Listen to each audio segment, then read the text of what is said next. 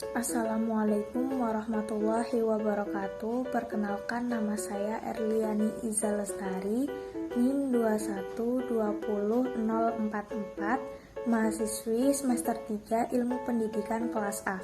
Yang terhormat Ibu Dian Rifiyati selaku dosen pengampu mata kuliah Ilmu Pendidikan dan teman-teman Ilmu Pendidikan kelas A yang saya banggakan. Pada kesempatan hari ini, izinkan saya untuk mempresentasikan tugas UAS berupa video pembelajaran tentang pendidikan inklusi dan pendidikan gender. Sebelum pembelajaran dimulai, alangkah baiknya kita membaca basmalah agar dalam pembelajaran nanti diberi kemudahan, kelancaran, dan informasi yang disampaikan bisa diterima dengan baik. Bismillahirrahmanirrahim. Pendidikan inklusi dan pendidikan gender. Materi yang pertama yaitu tentang pendidikan inklusi. Sebelumnya, apa ada yang tahu apa sih itu pendidikan inklusi? Coba tebak, apa sih pendidikan inklusi itu? Jadi, pendidikan inklusi adalah pendidikan reguler yang disesuaikan dengan kebutuhan peserta didik yang memiliki kelainan dan atau memiliki potensi kecerdasan dan bakat istimewa pada sekolah reguler dalam satu kesatuan yang sistematik. Lalu, apa ya tujuannya? Dan apa sih manfaatnya? Tujuannya yaitu untuk memberikan kesempatan seluas-luasnya kepada semua anak agar mendapatkan pendidikan yang layak sesuai kebutuhannya, membantu mempercepat program wajib belajar pendidikan dasar, meningkatkan mutu pendidikan dasar dan menengah. Sedangkan manfaatnya yaitu yang pertama, bagi anak-anak yang berkebutuhan khusus akan mendapatkan hak dan kewajiban yang sama dengan peserta didik reguler lainnya di kelas. Yang kedua, berbagai fasilitas untuk belajar dari keterbatasannya. Yang ketiga, yaitu dorongan agar mereka lebih percaya diri. Selanjutnya, ada jenis-jenis pendidikan inklusi. Yang pertama yaitu pendidikan inklusi tunanetra. Pendidikan inklusi tunanetra ini untuk anak yang mengalami gangguan penglihatan atau rusak penglihatannya atau juga disebut dengan buta total. Yang kedua, pendidikan inklusi tunarungu. Pendidikan inklusi tunarungu ini adalah pendidikan untuk anak yang kehilangan seluruh atau sebagian daya pendengarannya, sehingga mengalami gangguan berkomunikasi secara verbal.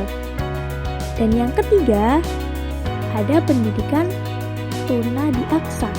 Pendidikan tunadiaksa ini diperuntukkan untuk anak yang mengalami cacat fisik berupa tidak memiliki anggota tubuh seperti tangan dan kaki, ataupun jika punya kaki maupun tangannya tidak dapat berfungsi secara baik.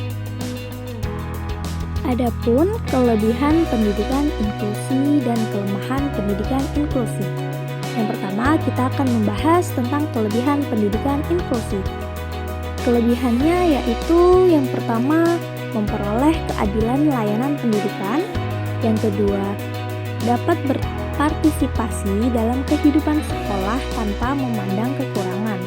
Yang ketiga, perlakuan dan persamaan hak yang sama. Yang keempat, siswa dapat bergaul secara sehat dengan teman-temannya yang lain. Meskipun memiliki kelebihan, pendidikan inklusi ini tetap memiliki kekurangan. Yang pertama yaitu sarana dan prasarananya sulit dapat diakses untuk individu. Yang kedua, kurangnya tenaga pendidikan seperti dokter, psikolog, dan konselor. Yang ketiga, tidak sesuai ekspektasi yang seharusnya menerima semua anak, tetapi kenyataannya hanya menerima anak yang berkebutuhan khusus saja. Nah, dari penjelasan-penjelasan tadi dapat disimpulkan bahwa pendidikan inklusi ini sangat penting bagi anak-anak berkebutuhan khusus. Karena dengan adanya pendidikan inklusi, anak-anak yang berkebutuhan khusus mendapatkan hak dan kewajiban yang sama dengan anak-anak normal lainnya. Sehingga semua anak di dunia, baik di Indonesia maupun di luar negeri, akan mendapatkan pendidikan yang serupa meskipun dengan metode dan cara yang berbeda-beda. Pendidikan gender. Pengertian gender. Gender adalah cara pandang atau persepsi manusia terhadap perempuan atau laki-laki yang bukan didasarkan pada perbedaan jenis kelamin secara kodrati biologis. Menurut kalian, apakah gender dan jenis kelamin itu sama? Apa ada yang tahu jawabannya? Jawabannya yaitu berbeda, karena gender merupakan konsep yang dipergunakan untuk menggambarkan peran dan relasi sosial laki-laki dan perempuan. Gender merupakan pengertian yang dibentuk dan dipengaruhi oleh kebudayaan, adat istiadat, dan perilaku sosial masyarakat. Oleh karena itu, pengertian gender tidak bersifat universal, melainkan tergantung pada konteks sosial yang melingkupinya. Sedangkan jenis kelamin ditentukan oleh aspek-aspek fisiologis yang mengacu kepada ciri-ciri biologis. Misalnya, ciri-ciri yang berkaitan dengan fungsi reproduksi yang tidak bisa dipertukarkan, karena sifatnya yang kodrati didapat bersamaan dengan kelahiran. Jadi, gender dan jenis kelamin itu tidak sama ya. Selanjutnya, teori kesetaraan gender. Teori kesetaraan gender ini terbagi menjadi 3, yaitu yang pertama nurture, nature, dan equilibrium. Yang pertama, nurture. Adanya perbedaan perempuan dan laki-laki adalah hasil konstruksi sosial budaya sehingga menghasilkan peran dan tugas yang berbeda. Yang kedua, nature. Adanya pembedaan antara laki-laki dan perempuan adalah kodrat sehingga harus diterima. Dan yang ketiga, equilibrium. Menekankan pada konsep kemitraan dan keharmonisan dalam hubungan antara perempuan dan laki-laki.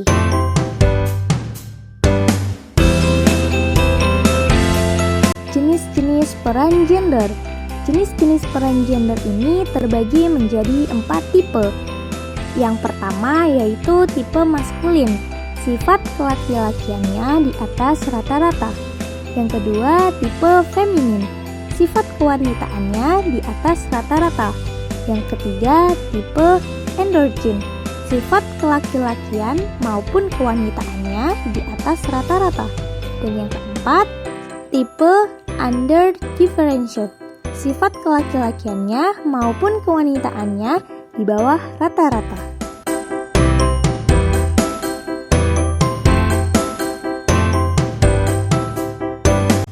Ketidakadilan gender.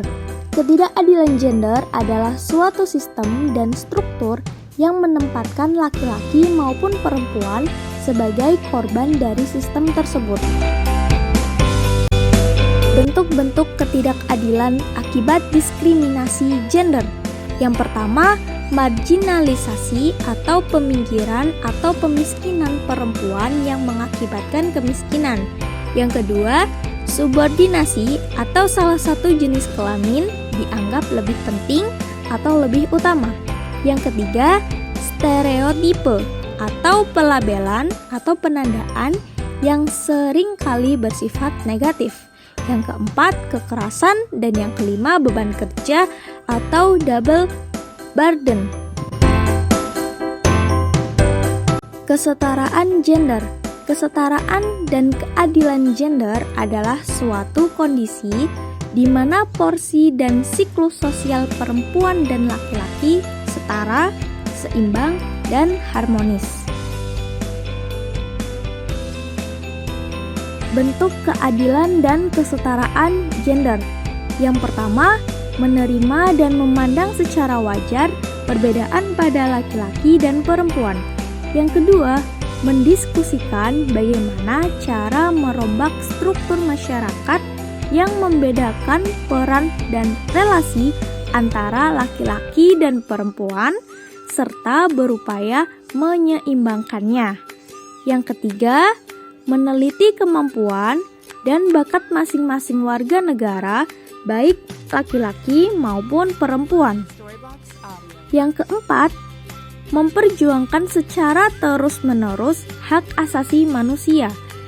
Yang kelima, mengupayakan perkembangan dan penegakan demokrasi dan pemerintahan yang baik dalam semua institusi masyarakat dengan melibatkan perempuan dalam semua levelnya. Dan yang terakhir, pendidikan merupakan kunci bagi keadilan gender.